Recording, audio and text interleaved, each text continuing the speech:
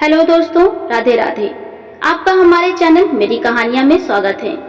दोस्तों, मैं आपके लिए संपूर्ण महाभारत की कथा को लघु रूप में बताने वाली हूँ। यदि आपको भी संपूर्ण महाभारत को सुनने का लाभ उठाना हो तो हमारे चैनल को सब्सक्राइब कर लें। तो चलिए, आज की कथा में हम जानेंगे इंद्रप्रस्थ की स्थापना। द्रौपदी स्वयंवर के पहले विदुर को छोड़कर सभी पांडवों को मृत समझने लगे और इसी कारण धृतराष्ट्र ने शकुनी के कहने पर दुर्योधन को युवराज बना दिया। द्रौपदी स्वयंवर के तत्पश्चात दुर्योधन आदि को पांडवों के जीवित होने का पता चला। पांडवों ने कौरवों से अपना राज्य मांगा, परंतु गृह युद्ध के संकट से बचने के लिए युधिष्ठिर ने कौरवों द्वारा दिए गए खंडहर स्वरूप खांडव वन आधे राज्य के रूप में प्राप्त किया। पांडवों की पांचाल राजा द्रुपद की पुत्री द्रौपदी से विवाह उपरांत मित्रता के बाद वे काफी शक्तिशाली हो गए थे। तब हस्तिनापुर के महाराज धृतराष्ट्र ने उन्हें राज में बुलाया। धृतराष्ट्र ने युधिष्ठिर को संबोधित करते हुए कहा, हे कुंती पुत्र, अपने भ्राताओं के संग जो मैं कहता हूँ सुनो। तुम खांडवप्रस्थ के वन को हटाकर अपने लिए एक शहर का निर्माण करो, जिससे कि तुम में और मेरे पुत्रों में कोई अंतर न रहे। यदि तुम अपने स्थान में रहोगे तो तुमको कोई भी क्षति नहीं पहुंचा पाएगा। पार्थ द्वारा रक्षित तुम खांडवप्रस्थ में निवास करो और आधा राज्य भोगो। धृतराष्ट्र की कथानुसार पांडवों ने हस्तिनापुर से प्रस्थान किया। आधे राज्य के आश्वासन के साथ उन्होंने खांडवप्रस्थ के वन को हटा दिया। उसके उपरांत पांडवों ने श्री कृष्ण के साथ मय दानव की सहायता से उस शहर का सौंदर्यीकरण किया। वह शहर एक द्वितीय स्वर्ग के समान हो गया।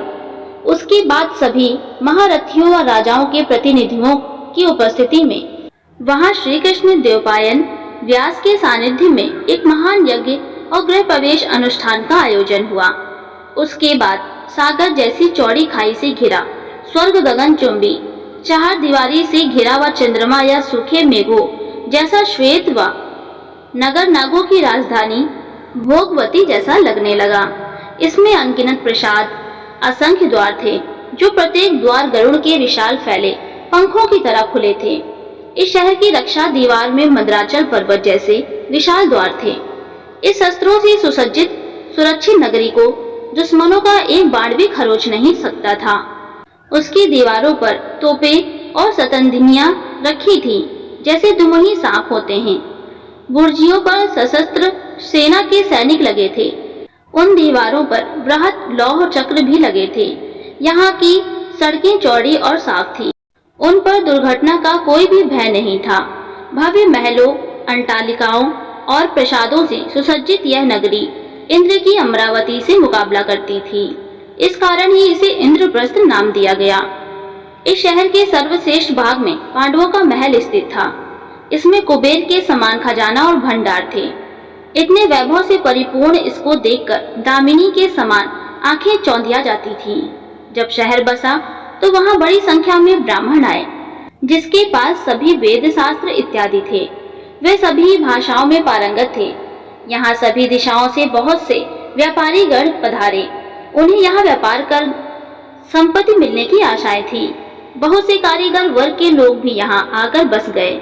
इस शहर को घेरे हुए कई सुंदर उद्यान थे, जिनमें असंख्य प्रजातियों के फल और फूल इत्यादि लगे थे। इनमें आम्र, अमरतक, कदम, अशोक, चंपक, पुनंग, नाग, लकुचा, पनास, सालस और तालस के वृक्ष थे।